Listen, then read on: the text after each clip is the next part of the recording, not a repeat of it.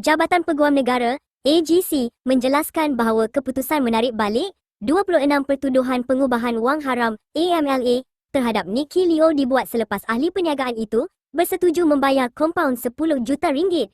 Menerusi kenyataan media, AGC berkata jumlah tersebut telah dipersetujui oleh Nicky atau nama sebenarnya Leo Sun Hee serta dibayar pada 29 Mei 2023.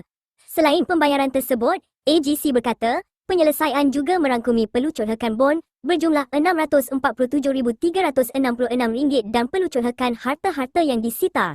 Keputusan itu dibuat berdasarkan penilaian menyeluruh terhadap keterangan yang diperoleh sepanjang siasatan dan bukan dipengaruhi sebarang tekanan luar atau sentimen awam. Susulan pembayaran kompaun itu selaras dengan Seksyen 92 Akta Pencegahan Pengubahan Wang Haram, Pencegahan Pembiayaan Keganasan dan Hasil daripada Aktiviti Haram 2001. AGC menarik balik pertuduhan terhadap Nicky. Pada 15 Jun 2023, Mahkamah Session Shah Alam memerintahkan supaya ahli perniagaan itu dilepaskan dan dibebaskan daripada kesemua pertuduhan menurut kenyataan itu.